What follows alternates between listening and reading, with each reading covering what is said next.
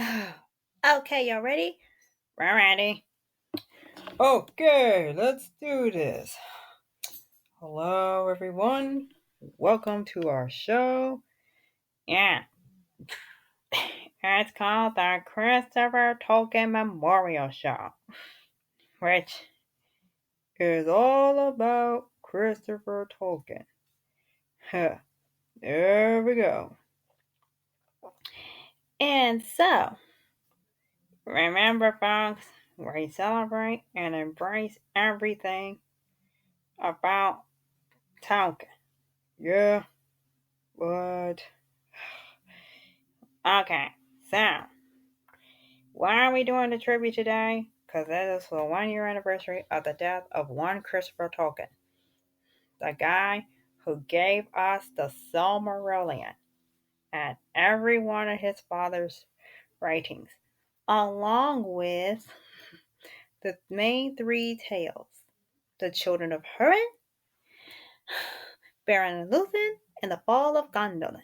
Oh yeah, we talked about 2 out of 3 of them. yeah, we need to talk about all three of them. So, according to this story, here's his tale. His tale was he was born in England. I mean, It's about in 1924. And he was a third son of J.R. Tolkien. so so so here was the third one. Because after him, he had a sister. Oh, and and hey, he had gone he had gone into the Air Force in 1943. Huh. So he had been, so he went from 43 to 45. Huh. So he was pretty young when he went off to war. Hop, well, the good news is his war experience was a lot better than his father's, which, I mean, face it, the Battle of the Somme was just evil. and then and then he turned around and studied English. But let's talk his career, because he lived in the world of Middle Earth long before the world of Middle Earth even existed. Where? The Hobbit. Oh, so he He grew up hearing stories about the Hobbit, and while he's growing up, he gave out some definitive feedback while his father was writing The Lord of the Rings. huh. And he joined the famous book club called the Inkling, whose members boasted C.S. Lewis, Owen Barville, Charles Williams, Warren Lewis, Lord David Cecil, and Neville Coghill. And so he turned around. He even he even published a legendary tale called The Saga on King Hedrick the Wise. That was an Icelandic story. Oh, So the gods and the Huns used to fight, but we'll talk that later. So he contributed so much to the world of literature that he was given the Bodley Medal in 2016. wow. So what else did he? So what kind of editorial work can he do? Well, his father did so much in the world of Middle Earth that by the time he died, he had plans to publish the Silmarillion. A good chunk of Silmarillion was left unfinished when he died, so it was up to Christopher to finish the project. And so So by the time he made his will, Tolkien left his son to take care of all his writings. So what did he do? It wait what did he do? Christopher took everything his father wrote all the way to his office, sat down, sat down, and began writing the story. First, he did the Silmarillion. And the Silmarillion, yeah. And he even hired Guy Gavriel Kay to help him. And Guy Gavriel Kay has since been a writer in his own right. So he went on to write his own stories. Yep. And next he did the unfinished tales. Tales that never were completed. And he wrote he even published the 12-part Middle Earth series. Whoa, took him 13 years to complete the whole series.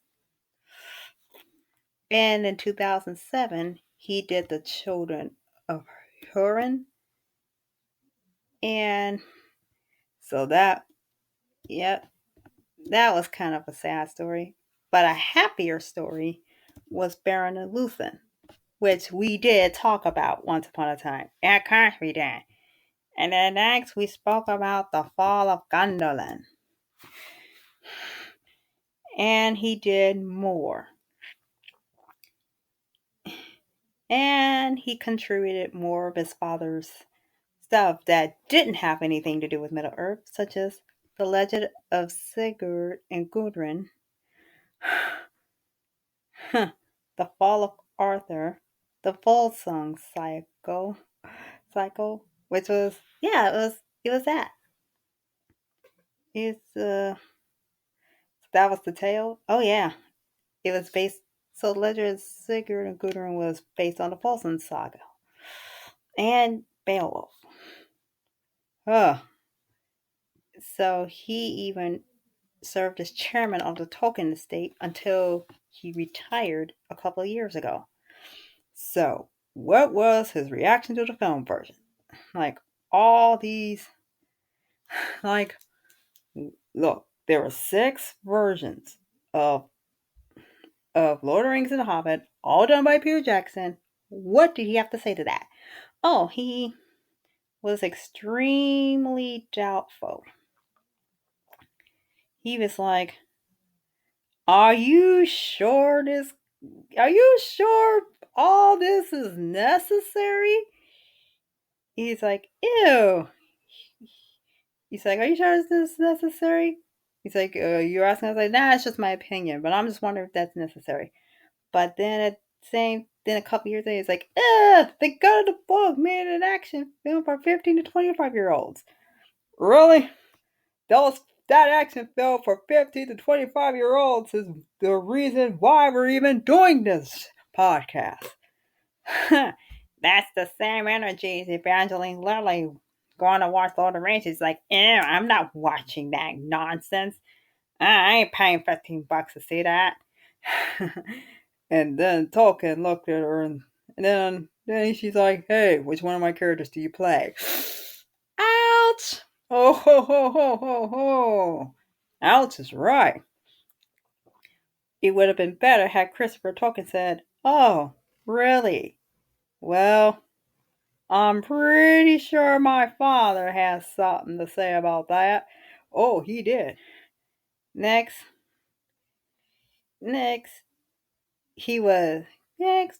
Christopher was not happy with New Line Cinema. It's like, look, you owe my family 80 pounds in unpaid royalties.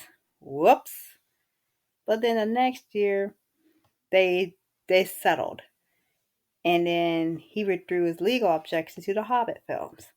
Even though he probably would not have been fond of all the baggage shield material that we were seeing. Or he probably would have.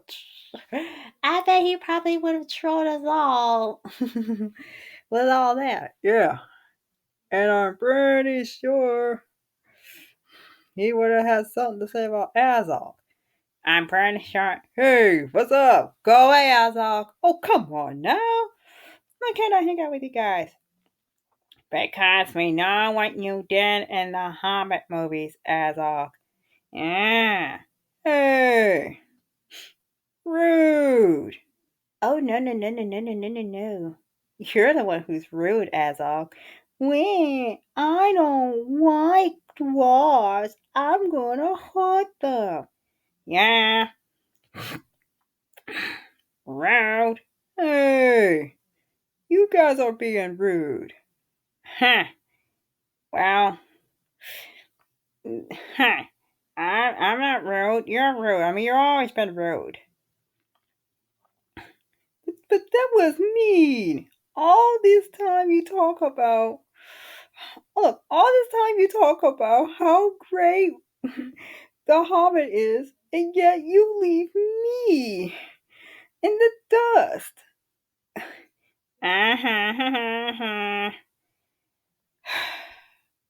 Sorry. There's a lot of.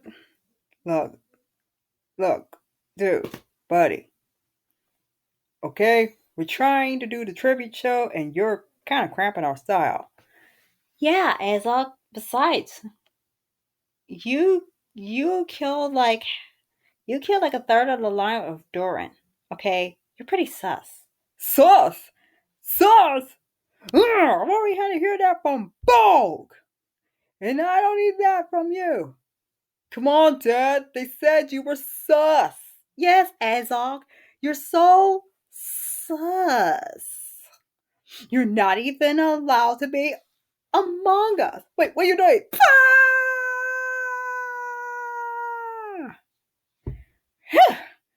Well, it says Azog was not the imposter. Darn, I was highly aware that we were playing. Oh well. Back to work. Ah. Huh. Back to work. Oh, now what about his private life? So, we don't discuss people's private lives unless we got the okay. Huh. And I'm pretty sure he wouldn't be. Wait. Guys. What? We're plastic toys. Oh, right. But I'm pretty sure that even if we're plastic toys, it's not our place to describe his private life. Oh, but he did have one son. He had 3 kids. And one of them name was Simon Tolkien. So he too grew up in the exciting world of Middle Earth. So, what would he have said to the story about his father being put on screen? And it followed Avengers Endgame. Ah! You should have put it out in December. It would have done a whole lot better. Oh well, we'll deal with that later. Right now, we have this to say. Look, it's been hard. We did a tribute to him on the show last year when we learned of his death.